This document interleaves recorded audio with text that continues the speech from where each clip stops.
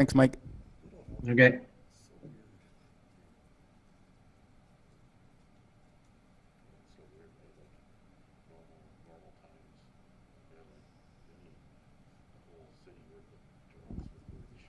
Good afternoon, Natalie. Can you unmute and give us a quick mic check, please?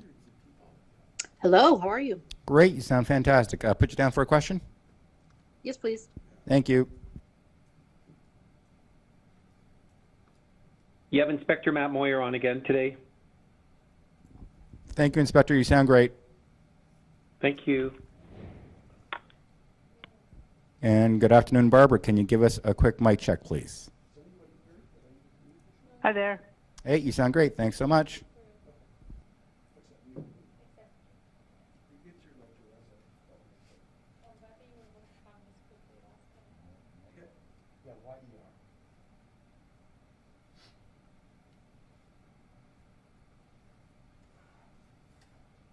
That ice falling off the roof, eh? Oh, it'll scare the pants off you if you're not ready for it. Sounds like thunder. That's what happens when you build a spaceship.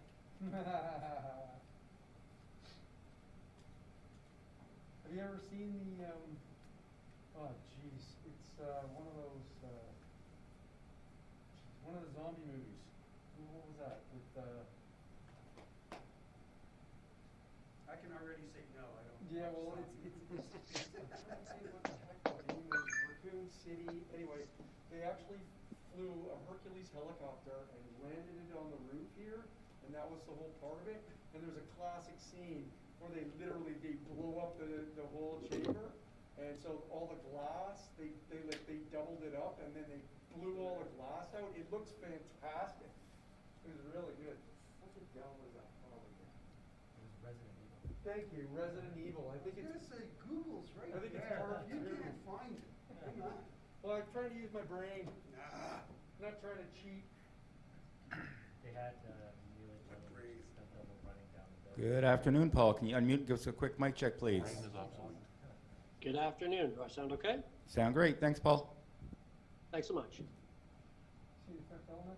Yeah. Yeah, he's great in that. I love that movie.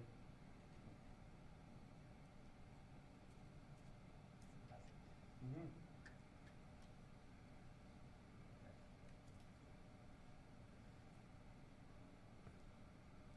Bruce Willis isn't one of my favorites, but he's been in a bunch of it. Like I love 13 Monkeys, Pulp Fiction, of course, the aforementioned Fifth Element. He's in a bunch of really, really good movies. Yeah, I don't like it. Take nothing away from him. No, it's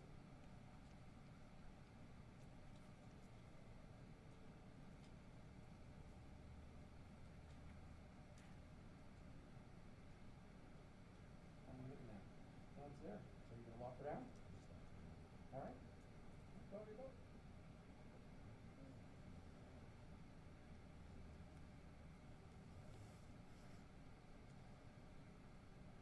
That's good.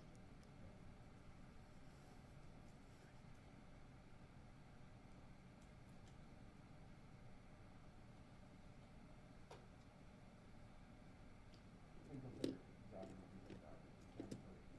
For fun. Who knows, make me nuts.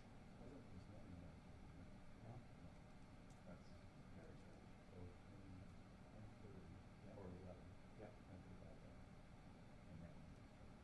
That's so strange. Like I showed Michael last week, like when I plugged the air filter, and I plugged it back in, and it doesn't sting, but it's making this grinding noise, and it did not sound well. That's good. Alright, go for it, buddy. Off goes the...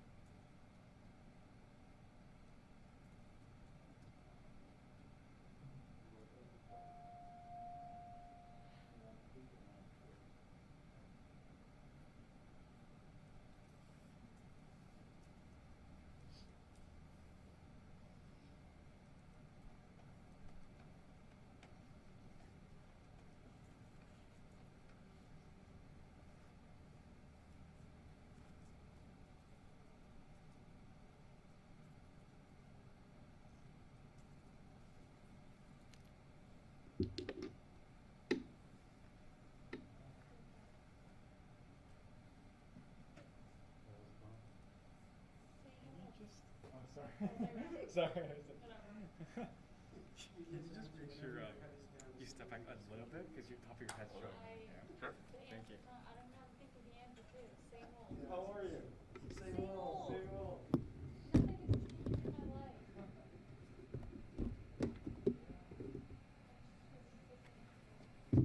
Oh no, oh no. We're partying. Careful what you wish for. This is my new.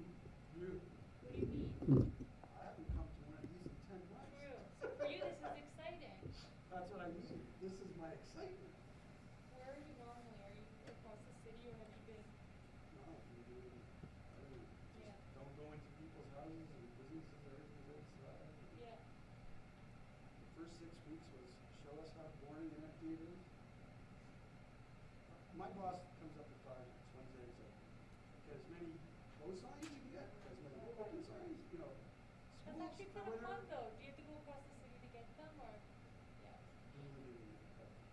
Yeah. I hope you have good snacks.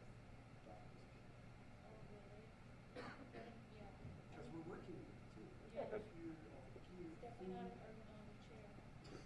It's a high end. Hey everybody. How's it going, sir? This is Greg from the Town Star. Greg from the Town Okay, you know, okay. He knows I don't know if people can recognize each other with the masks. Oh, Greg. Greg. Greg. Oh, no, Greg. Greg, how you doing, man? Greg How are you, is gonna sir? take photos of, apparently the Star has been getting requests to have been asked. We've been using file photos from last March. And people Exactly. are like, why didn't the mayor get his hair cut? Exactly. They got nothing better to do. No, of course not, but. I've been cutting my hair for 10 months. I don't know what his problem is. It's the number one. No, I'm about ready to go right, no attachments, just like Well, once my hair went to about there, I was like, okay. right down to the leather.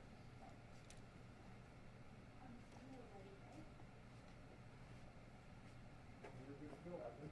All right. Okay? Yeah.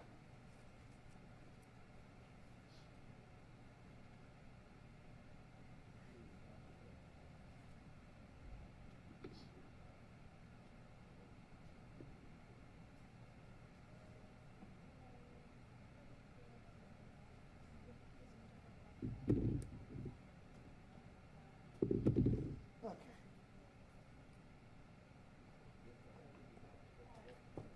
Am I okay here?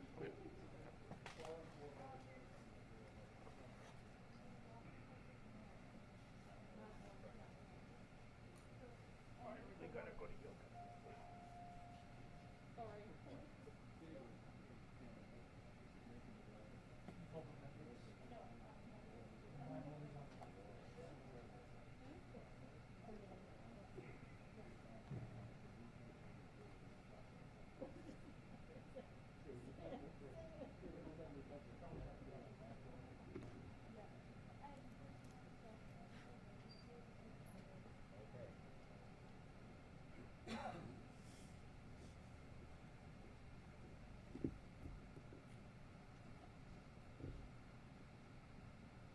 Let's try.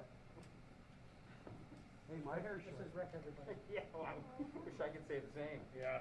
Me too. I heard you're gonna fashion a man bun one day. I'm waiting, we're getting there, I'm close, If you're waiting, you can imagine I'm waiting. I'm close. All right, good afternoon, everybody. Welcome to the City of Toronto's COVID-19 media briefing for Monday, February the 22nd, 2021. Joining us today is Toronto Mayor John Tory, Toronto's Medical Officer of Health, Dr. Eileen Davila, and Toronto Fire Chief and the General Manager of the Office of Emergency Management, Matthew Pegg. Mayor Tory? Well, Brad, thank you and good afternoon. We are all preparing for the day when we can reopen safely and stay open safely. I wanted to start the update today with some good news and some encouraging news as we work to achieve that goal. We are seeing a decrease in COVID-19 cases in Toronto long-term care residences, and this is the first sign that our vaccination efforts are having a positive and a significant impact. According to Toronto Public Health, we have seen a substantial decline in percent testing positivity among long-term care home residents, as demonstrated by the downward trend from 10.9% positivity as of the week of November 1st, 2020, to 0.6% as of the week of February 7th, as the vaccination rollout continued.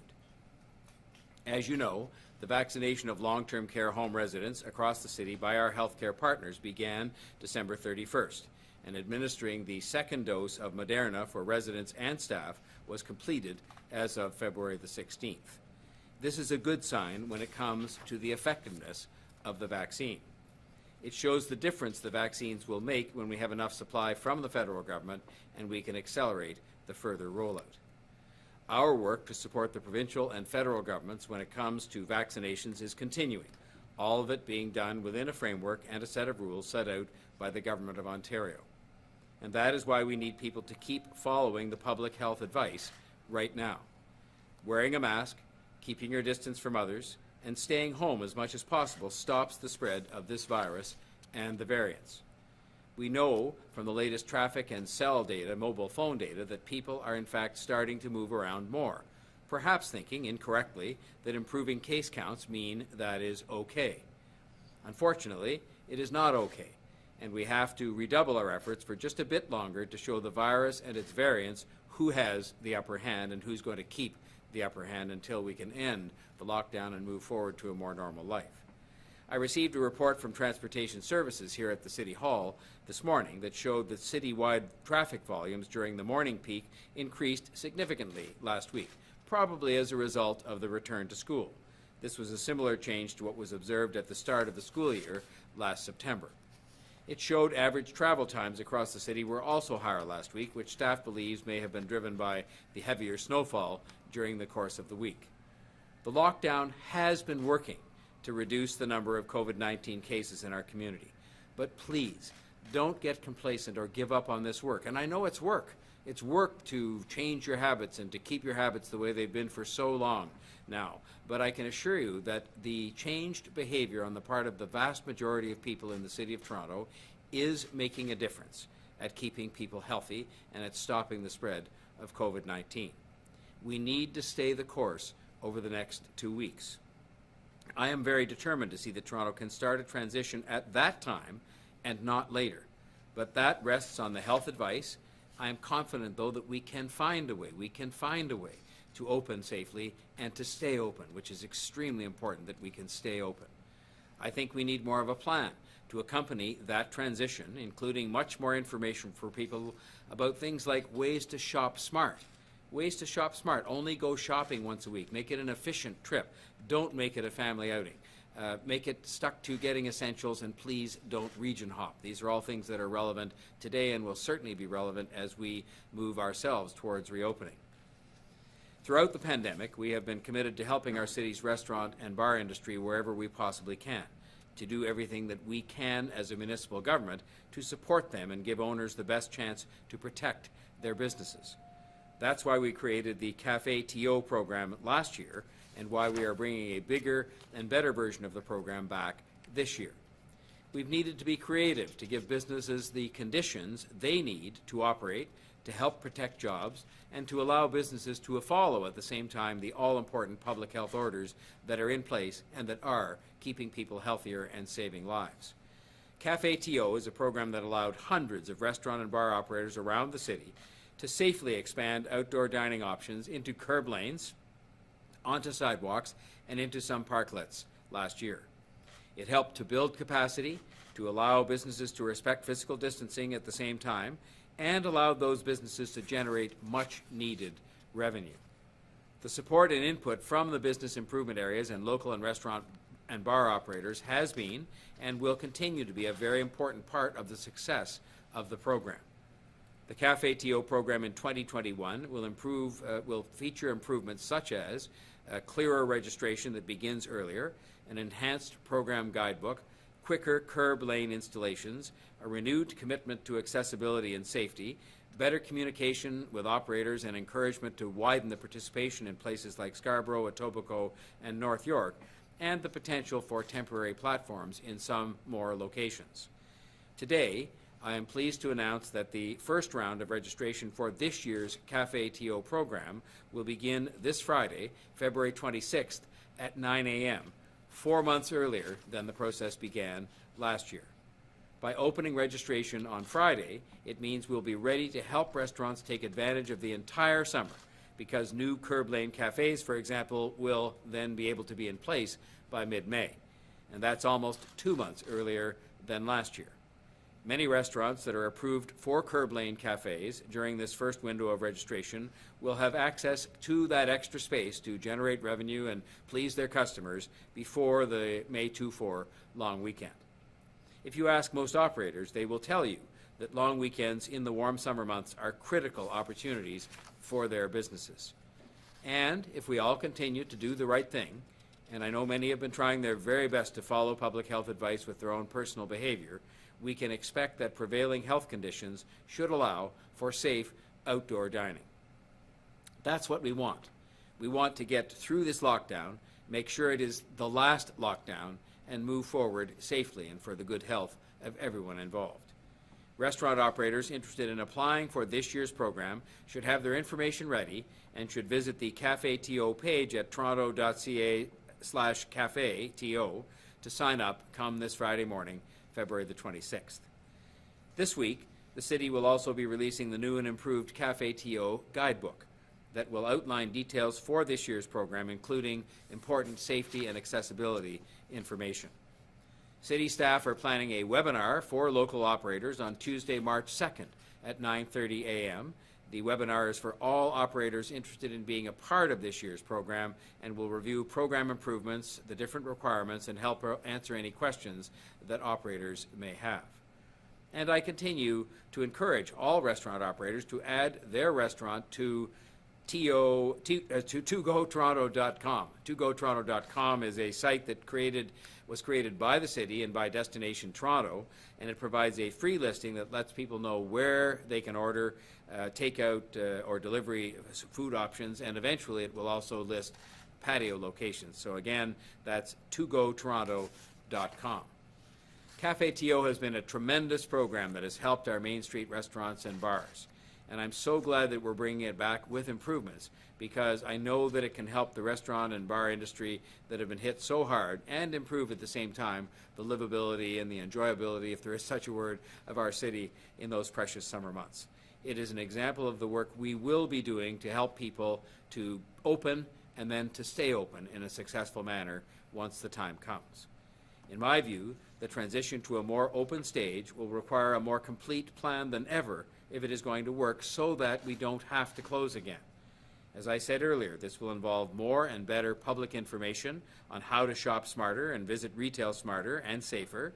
It will involve better workplace practices to protect people, and much more rapid testing in more places, including in workplaces. We will be working with Toronto Public Health and the province on this, and I hope that we'll have more to say very soon. Yes, I am cautious as your mayor about the road ahead, because I don't believe you can gamble with public health or the well-being of the healthcare system. But I'm also an optimist about our battle against the virus, about the vaccines, but about our city most of all, and the people who live here, who I know will focus their attention on using the next 2 weeks to bring this lockdown to an end and to make sure that it is the very last lockdown. Now I'll ask Dr. Davila to offer her report for today. Thank you, Mayor Tory, and good afternoon. Today, I'm reporting 366 new cases of COVID-19.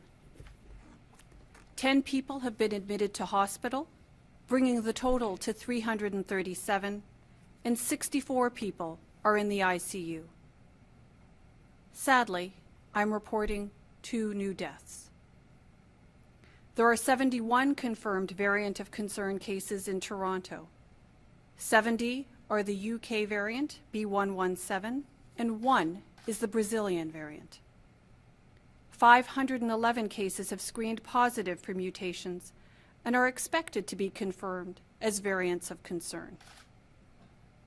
There is encouraging news to report on vaccines and also from long-term care homes in Toronto.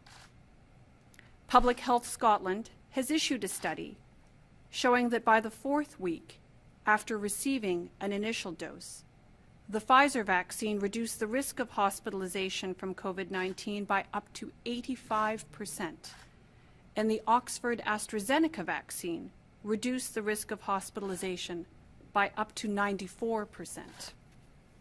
As well, the protection was above 80% for people 80 years of age and older. And as you've just heard from the Mayor, our data shows that the percent positivity in COVID-19 tests from long-term care homes has dropped significantly, and we are seeing fewer cases in these settings. This is extremely good news. It demonstrates the effectiveness of the vaccines and the efforts by so many people and organizations to drive down spread and protect the people living in long-term care and retirement homes. Last week, I said that while indicators seemed to be heading in the right direction, there were also warning lights flashing. I want to illustrate those warning lights today because by delaying a move toward reduced restrictions, we are taking steps that will allow us to make future decisions with confidence and steps to protect the ground we have gained because the virus still has the upper hand. The percent positivity rate in COVID-19 tests in Toronto is 4.8%. That is too high to feel good about. If our approach is slow and sure, it will change for the better. But we have seen before, here and elsewhere, that given the chance, the virus will take ruthless advantage of the upper hand and spread again, likely rebounding worse than before. The variants of concern strengthen its ability to do its worst, and in Toronto, we are seeing a steady increase in variants, particularly the UK variant B117. On February 15th, I reported 39 cases where a variant of concern was confirmed. Today, the total is 71 in a week. The more telling number is the cases that have screened positive. Confirmation of a variant is a slow laboratory process that takes between 7 and 14 days for each confirmation. Typically, a case that screens positive is eventually confirmed as a variant. So the screened positive cases is the number to watch, and that is why the extension of the stay-at-home order is so important to determining the safest path forward for Toronto. I first reported the screened positive figure on February the 18th at 341 cases. The total rose the next day to 384, and the next day to 438. It was 456 yesterday, and it is 511 today. Each day it has increased, and I remind you about the nature of exponential growth, which is what we're dealing with. Exponential growth is a steady, stealthy lower level of growth until a point where infection rates explode, and the only real option is to ride out that wave of disease and hope for the best. In the United States, the death toll from COVID-19 will pass 500,000 people today, if it hasn't already. In Toronto, we have now passed 2,600 deaths. Since February 15th, we have reported 2,951 cases of COVID-19 in Toronto and seen almost 130 people admitted to hospital. We are not out of the woods yet. Many of you will have heard of Dr. Michael Osterholm, one of North America's foremost epidemiologists and a member of President Biden's Transition COVID-19 Advisory Board. Dr. Osterholm publishes regularly on COVID-19, and I respect his expertise. He likes to compare the threat of the variants to the idea of an incoming hurricane. And in real hurricanes, we've seen this tragedy time and time again. People know it's coming, but they act too late, or they don't act at all. We all know what happens as a result. 3 days ago, he offered this with regard to the UK variant in the United States, saying, "We're beginning to see the number of B.1.1.7 variants double every 10 days. This is exactly what happened in Europe before we saw the major surges." In Toronto, we have these amazing vaccines coming, slowly. And I know that there is a lot of understandable feeling about that.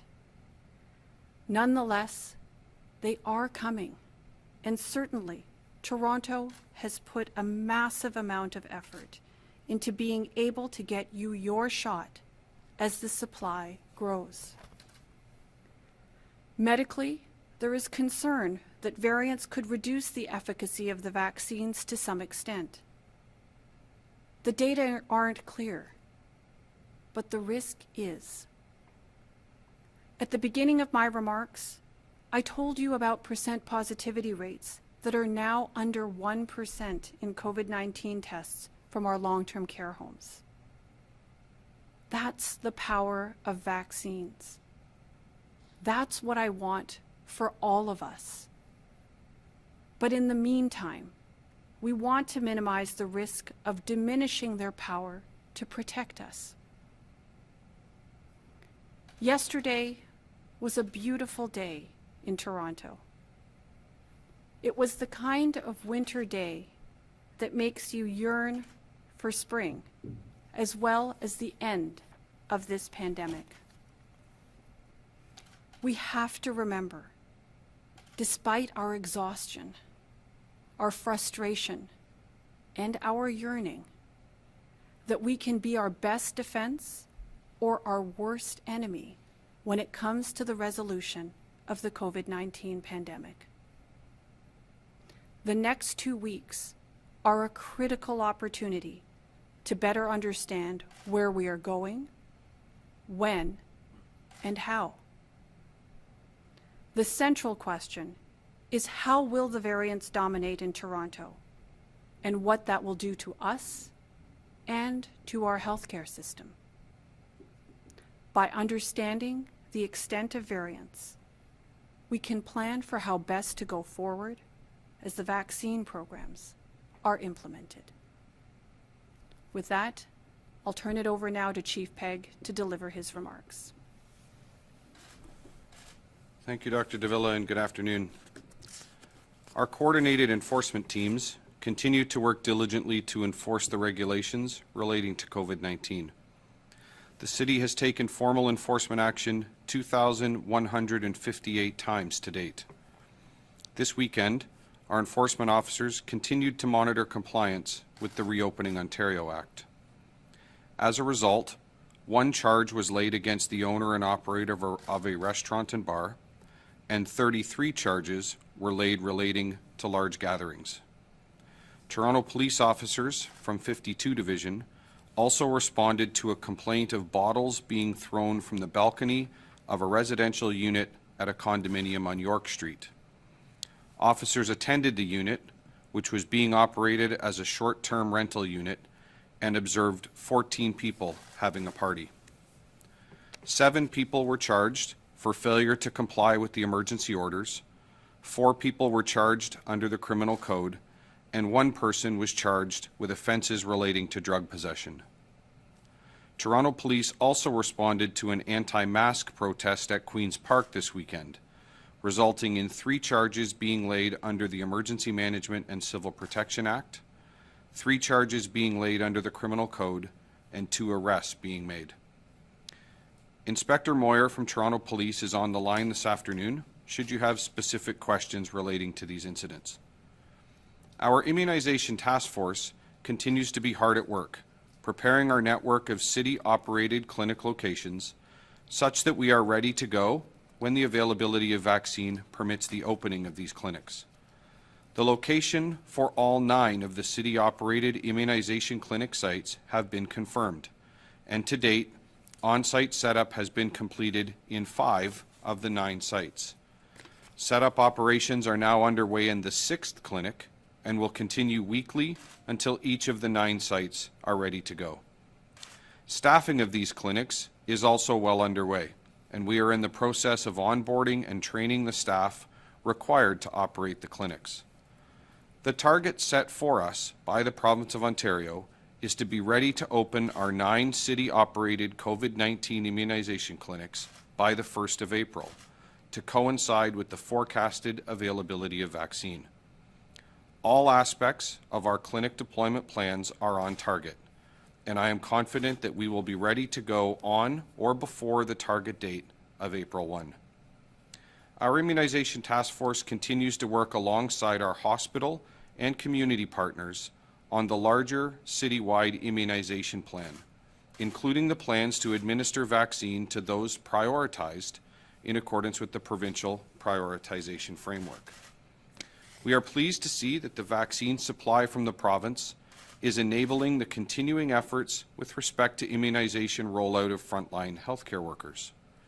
This includes the resumption of vaccination efforts for our frontline paramedics, which will resume tomorrow in collaboration with Sunnybrook Health Sciences Centre and the Humber River Hospital.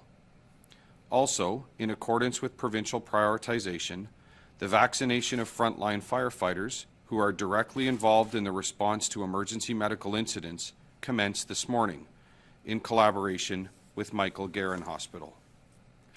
In addition to frontline paramedics and firefighters, the following groups of healthcare workers will also begin to receive their first dose of COVID-19 vaccine this week.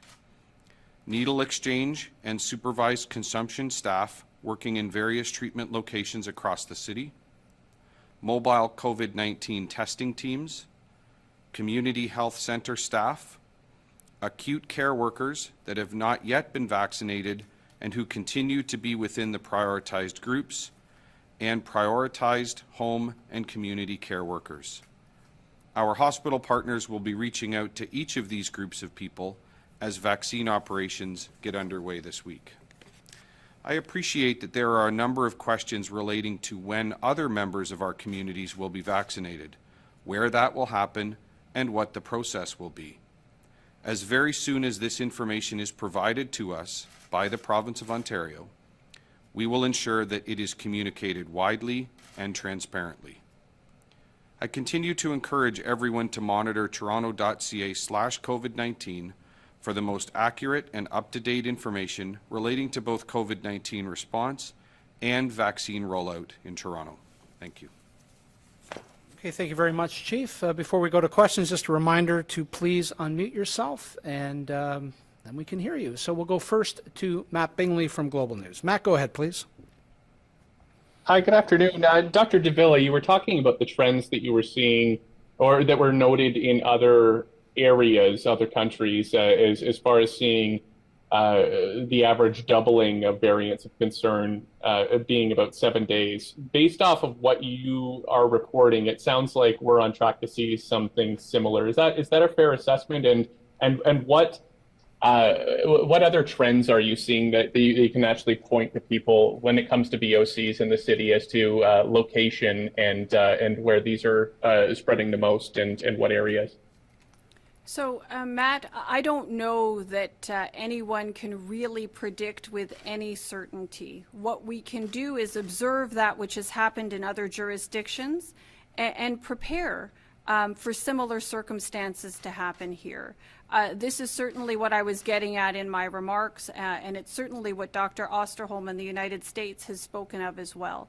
It's, like a hurricane sort of warning system. We have an opportunity to prepare ourselves for the worst, hope that it doesn't come to pass, but certainly we don't want to find ourselves in a situation where we have, growth and surges in variants of concern, similar to what was seen, for example, in the United Kingdom, in Ireland, in Denmark, in Germany, and in many other countries in Western Europe that we're hearing about now as well.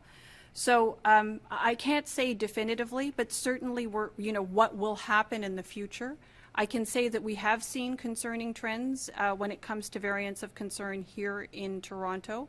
And not surprisingly, where is it happening? Where there is close interaction between people, and particularly when guard is let down, when distancing measures and personal protective measures are not optimally being practiced or can't be optimally practiced.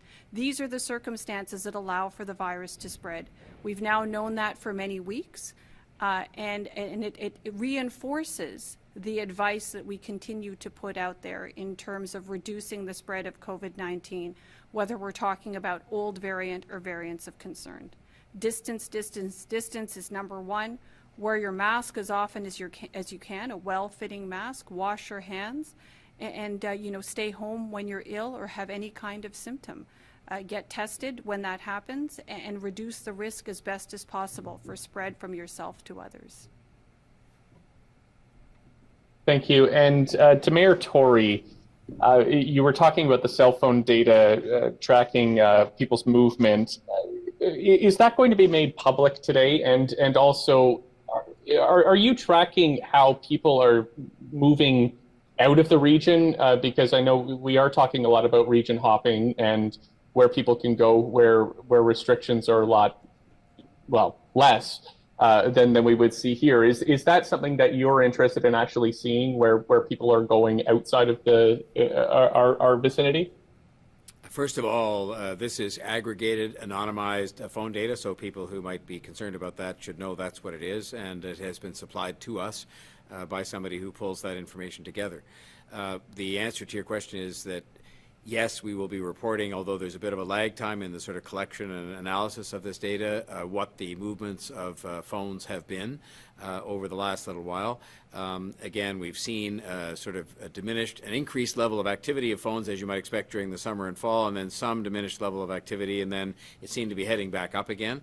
But we'll have up-to-date data on that in the next very short while, and the traffic data tends to go along with that.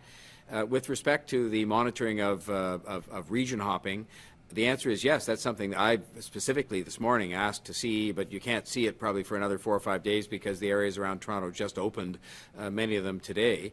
But we saw in the pre-Christmas period, when Toronto was closed and the outlying areas were open, that there were thousands upon thousands of people, and you could literally see that they left Toronto and went out to the regions, and specifically ended up in places like shopping malls and came back. And so there was no law against that, but certainly people had been asked and requested not to do that, and it probably wasn't helpful when it happened. But we will see what's going on now in a few days' time when we have that data available. Okay, thank you. We'll go next to Mark McAllister from City News. Go ahead, Mark. Thank you very much. First to Mayor Tory, and then perhaps Chief Begg, if you could speak to this as well. And I know that you had suggested Inspector Moyer was available to speak. But first, Mayor Tory, if you could just react to the incident involving the short-term rental condo and the glass bottles being thrown from the balcony. And Chief Pegg, as a follow to that, maybe your concern of people just not following the emergency orders and getting together in gatherings like this. Well, I think the behavior itself of the throwing of the bottles off the condo building, ranks right up there with Chairgirl as just being among the most grossly irresponsible acts that we've seen during the course of the pandemic. Having a party with 14 people is, a bit down the list, but it's up there because it's against the law. And so some people have been, charged in connection with that, and in connection in particular with what I think is just negligent, irresponsible behavior in connection with the bottles. And fortunately, these are just people who are just so beyond the scale of irresponsibility, it's almost unimaginable, and they're few and far between. But the bottom line for people has to be no such parties. We're going to have to take a look at how this fits within the new short-term rental regulations, because one of the things with a new set of regulations like this, they're just a couple of months old, is, are we keeping adequate track of who is renting these kinds of premises and for what purpose, just so that we can make sure the intent and spirit of these rules is being followed, and that's something that we'll obviously have to follow up on in the wake of this incident this weekend. And Mark, I'll just say this: Dr. Davila and our medical and medical science professionals have been painstakingly clear throughout COVID-19, and that is that gatherings such as the ones we described today and the ones Mayor Tory just referenced contribute to the spread of COVID-19 in our city. And to me, it's simply irresponsible, it's unacceptable, and it has the net impact of placing lives at risk, placing the capacity of our healthcare system at risk, and quite frankly, delays the day that we're all fighting so hard to get to, which is the day where this virus is behind us and we can reopen our city and our economy safely. So I applaud and certainly commend our enforcement teams. The work that they do, the work Toronto Police is doing to enforce these regulations is demanding and complicated and difficult. And I regret that it's necessary, but I appreciate all of their effort in doing all that they can do to keep us safe. And perhaps a question to both of you again, and I apologize for splitting this up, but Mayor Tory, do you think more needs to be done in terms of policing short-term rentals beyond maybe the new rules that are in place from the city, in terms of making sure that these platforms are somehow responsible or have the ability to police during this time? And Chief Pegg, on the enforcement note, is it enough to get a complaint from somebody in that condo and then responding to that complaint, or does there need to be more proactivity? A question that we've brought to you many times. Good work on the 3-for-2 deal there, Mark. Thank you. I will just say this. We brought forward and passed those regulations for a reason, and that is because there was kind of a misuse of this opportunity to have short-term rentals, both on the part of who was doing it and creating areas in neighborhoods and inside condo buildings where it was just a constant kind of circus parade of people coming through, having parties and disrupting people's lives. And so we placed some restrictions on that for a reason.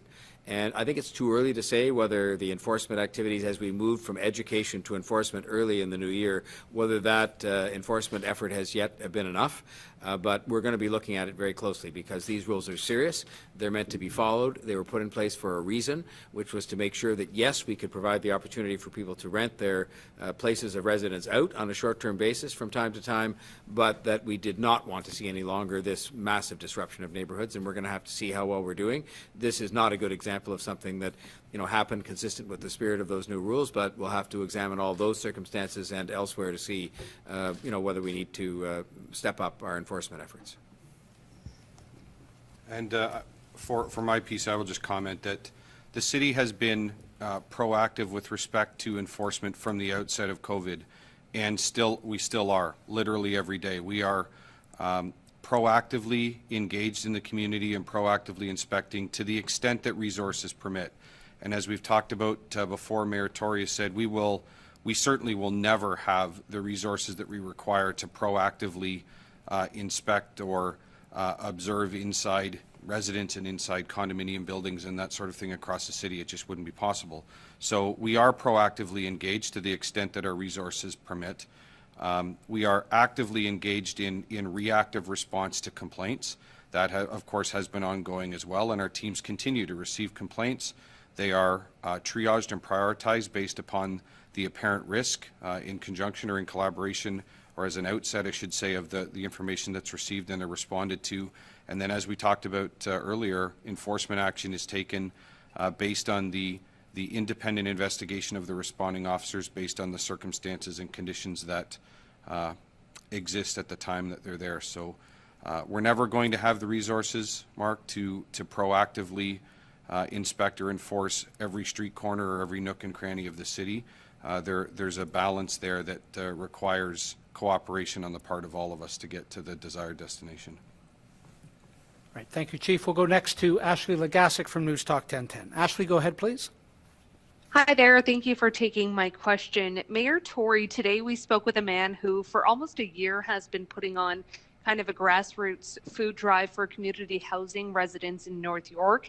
He collaborated with nearby grocery stores to help feed people in those housing projects. So he tells me that Toronto community housing has been putting up a lot of red tape, like requiring him to have liability insurance when it comes to still being allowed to conduct this drive twice a month. So considering this is just one man trying to give back to his community, does there need to be all this red tape?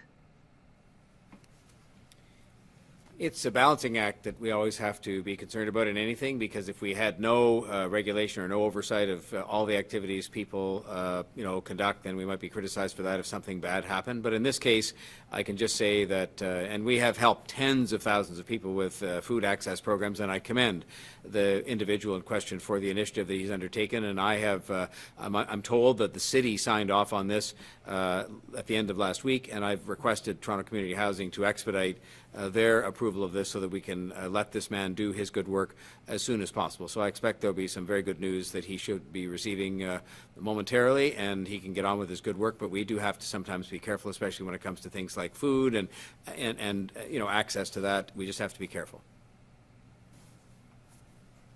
Great, thank you for that. My next question is in regards to coming out of lockdown. Mayor Tory, it sounds like you're cautiously optimistic. I think that's a fair way to put it, that this will happen for us in 2 weeks. What are you basing that off of? Like, what are the exact numbers we need to see in order to give the green light to moving back into the framework?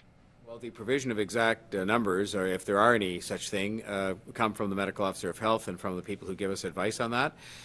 My optimism is just rooted in the fact that I think people really want this to be over, the lockdown. That starts with business people, but I think right close behind them are individual citizens who want to go to their gym, want to get a haircut, want to, be able to go shopping in different places, even on a limited basis to begin with.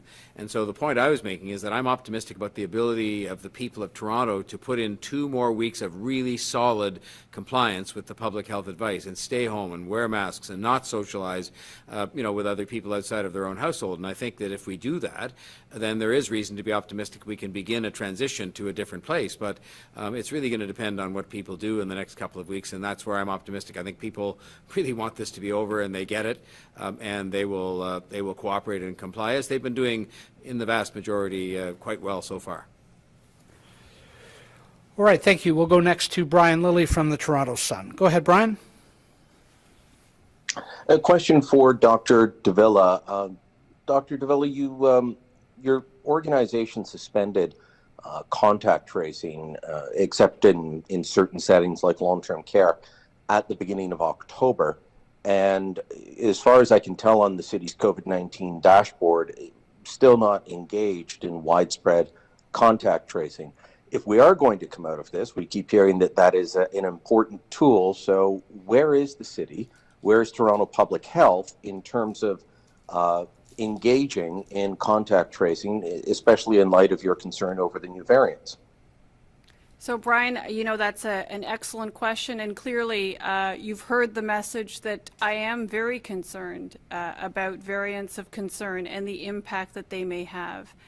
And throughout the entire pandemic, our task has always been to, as the local public health unit, ensure that we're looking at the data, looking at our circumstances, and using the best available evidence to direct our resources in those areas where they're most likely to derive the most value for those resources that are invested in different areas. And so when I look at what we've done, we started off with 50 people within our case and contact tracing. That has now grown to more than 900 people working in this area. And we've, increased the use of technology. We developed our own database for case and contact management. We have increasingly brought on new staff and partnered with other health system partners and with the province as well to ensure that we are able to do as much as possible given the circumstances. So we have invested a lot of time and effort in this, and we're going to continuously do that. That's what we do. We're constantly assessing the situation, making determinations as to how best to use resources to deliver the most value. And right now, when it comes to variants of concern, we're focusing our efforts in these cases, in variants of concern, and particularly in the highest risk settings, congregate settings where people are actually together in larger groupings, because this is where a new variant that has increased transmissibility really has the capacity to take off and explode. This is what we've seen in other jurisdictions, whether we're talking about the UK, Ireland, Denmark, or Germany. So we have, every reason to believe that that would be the same kind of circumstance we need to be very, very mindful of here. So when I look at variants of concern and when I think about their increased transmissibility, you'll note that we're focusing our efforts on that. But the best thing that we can do in order to allow for case and contact management and for vaccines, the other tools that are useful to us in these settings, to be most effective, what we need to do is to continue to keep our distance to the greatest extent possible. We reduce case counts overall. It allows for case and contact management to be most effective, particularly given that we know that these new variants are even more transmissible than what we saw before in the fall. And it also allows for the greatest opportunity for vaccines to really deliver their maximal effect and get us back to where we would like to be, which is life more like we knew it before COVID. You didn't really answer as to whether the city is involved in doing or will soon resume mass contact tracing. So I'm wondering if you could address that, but my follow-up would be your comments on variants of concern seem at odds with the mayor's optimism for coming out of lockdown in a couple of weeks' time. So given your concern, given what we saw in the federal modeling and warnings from Dr. Tam not to lessen any restrictions, do you foresee asking for an extension of lockdown measures, or you yourself keeping them going if the province does relax any restrictions for Toronto? So, you know, Brian, I think I've learned for sure over the course of my practice that, you know, best not to make, and I guess I'm not the only one who said this, best not to make predictions, or that predictions are very difficult, particularly about the future. And especially when we're talking about variants of concern, which actually have given rise to a new pandemic. This is a different phase of the pandemic, one about which we are still very much in the learning phase. The experience from other jurisdictions would suggest that certainly a great deal of caution is necessary, but I think what you heard the mayor speak of was optimism around the capacity of the residents of Toronto to do what's necessary. And we know that what's necessary in terms of controlling the spread of COVID-19, including new and emerging variants of concern, is about distance. It's about maintaining distance to the greatest extent possible. The more we are able to maintain distance from each other, to, you know, limit our interactions as much as possible to those with whom we live, the more we're able to control the spread of COVID-19 in our city, whether they're old variant or new variants of concern. And the sooner we will be able, as Toronto Public Health, to be able to more fulsomely engage in broad-scale case and contact tracing, because that is a measure in the public health toolkit that is most effective when numbers are actually at a reasonable level. Add to that the new tool of vaccines, and as I mentioned in today's remarks, we have a lot of optimism hung on those, and lots of good reason, I should say, to be optimistic about vaccines. We're seeing that even after one dose, the benefit that's conferred by these vaccines is remarkable. So I think when we put this all together, there are lots of reasons to be optimistic, but it does mean the continued vigilance with distancing, with mask wearing, with all the measures for self-protection that we've been speaking out of for the past weeks and months now. All right, thank you. We'll go next to Mark Douglas from 680 News. Hi, Mark. Go ahead, please. Thanks, Brad. Dr. Davila, just to follow up quickly on that comment you made about the hope you can get in vaccines and how remarkable even just one dose is. Regarding this less than 1% positivity rate in the long-term care homes now and how it shows the power of vaccines, is the vaccine exclusively to thank for this low rate today in the long-term care homes? Can they really have that much of an effect that quickly? Well, I would never, characterize the progress that we're seeing to only one thing. Certainly vaccines have made a significant difference, but I don't think that takes away from the many practices, infection prevention and control practices, and all the efforts that have been put into reducing the potential for transmission of COVID-19 within long-term care homes. And, you know, with that in mind, I would suggest to you that, you know, getting us beyond this phase of the pandemic in a similar fashion will take a concerted effort. It will take a series of tools working together in order to actually really significantly reduce the spread and transmission of COVID-19 and get us to where we want to be, which is getting our city back and you know, getting back to life more like we knew it before COVID-19 was part of our vocabulary. You sort of led into my next question there on the topic of getting back to normality here. If the positivity rates at the long-term care homes stay as low as they are reported today, could the seniors living in these homes and their families expect a return to some kind of fuller visitation, to more open get-togethers? Well, you know, I think that while we're hoping for that, we are still very much in the learning phase. And the current advice right now is that even with a full 2-dose regime on board, people are being asked to continue on with the self-protection measures, particularly with an older population who we know are more susceptible to COVID-19. There are still some questions around what is the duration of the protection that's provided. You know, again, we're dealing with a new vaccine and we're actively learning as we go through. So for now, the best advice is to absolutely get the vaccine when it becomes available to you. And in the meantime, even after you've gotten the vaccine, to continue the measures for self-protection until we observe and have more data on which to provide further advice. Thank you. We'll go next to Jennifer Pagliaro from the Toronto Star. Go ahead, Jen.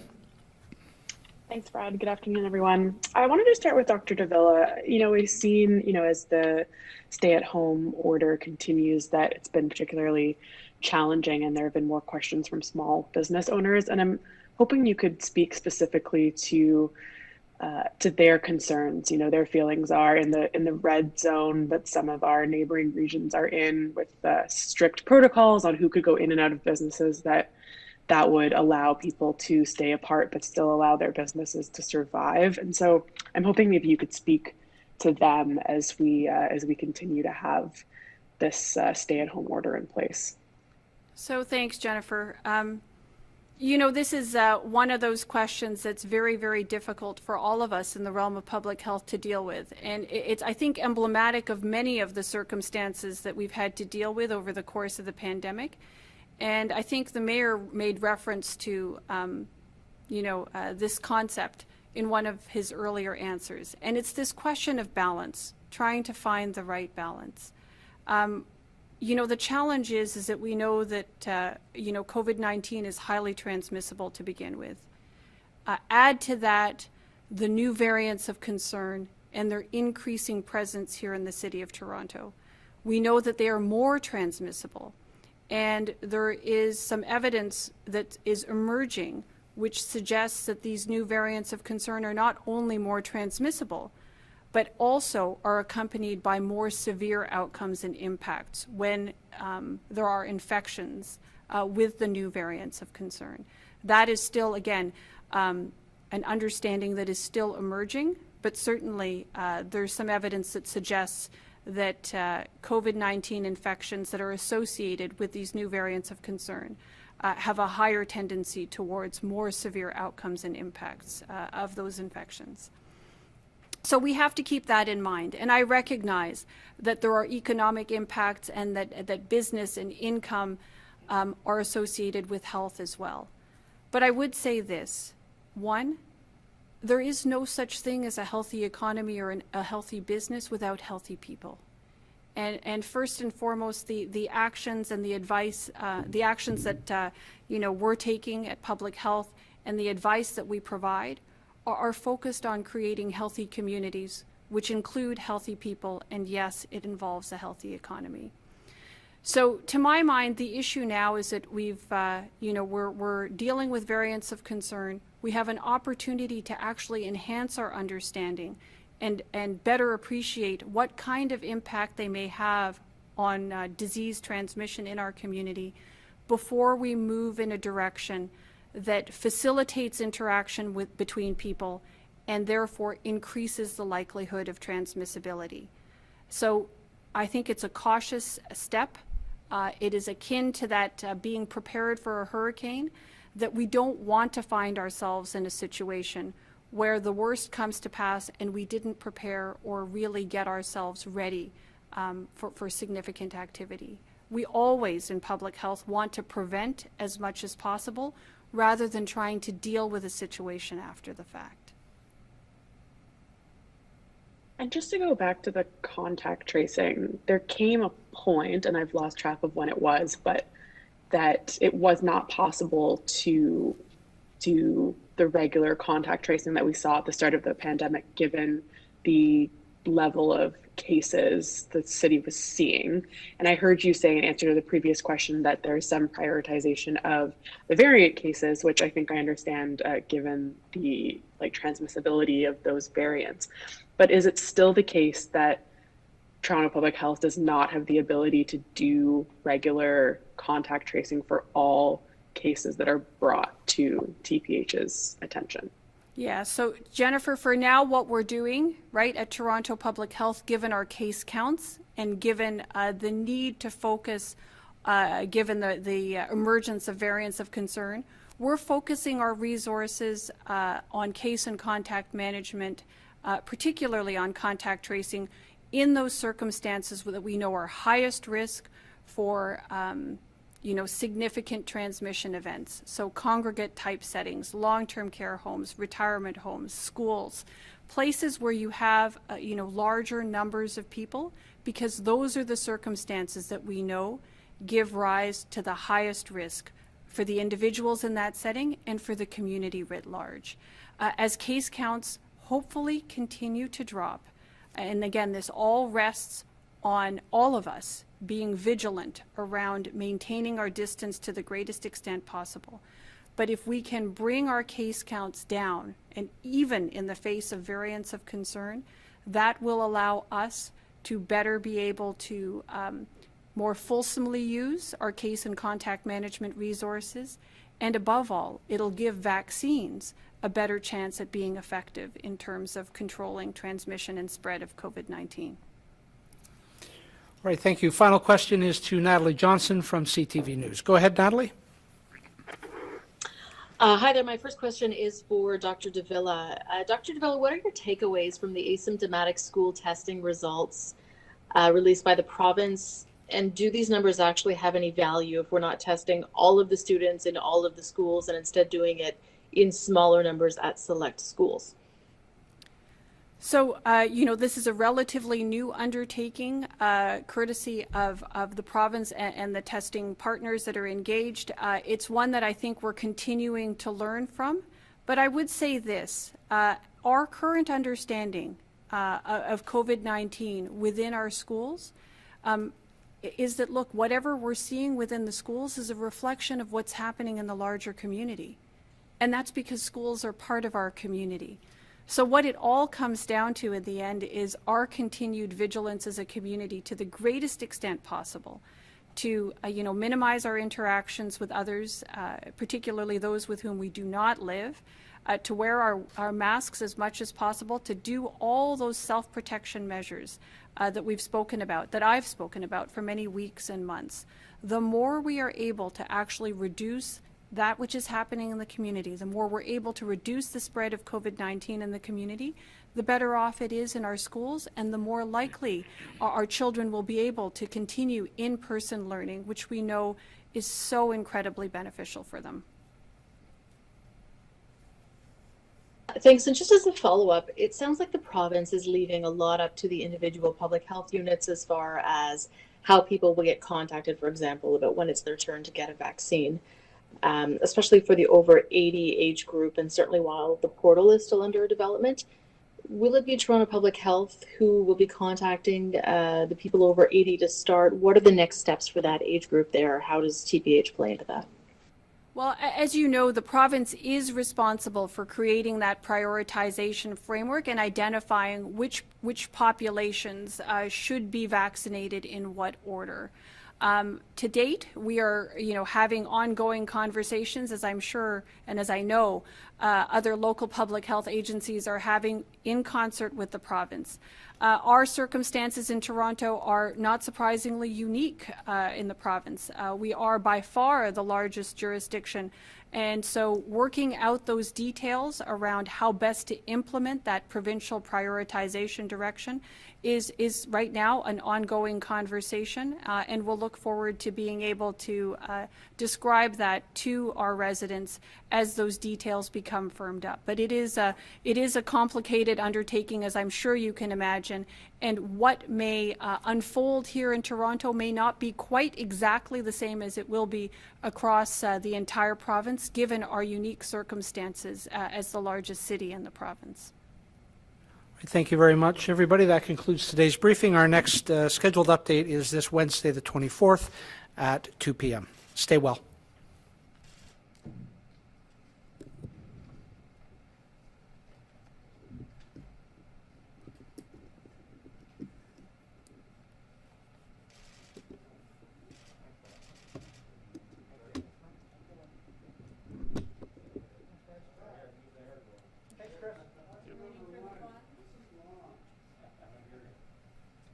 Take care, Rick. Good to see you there.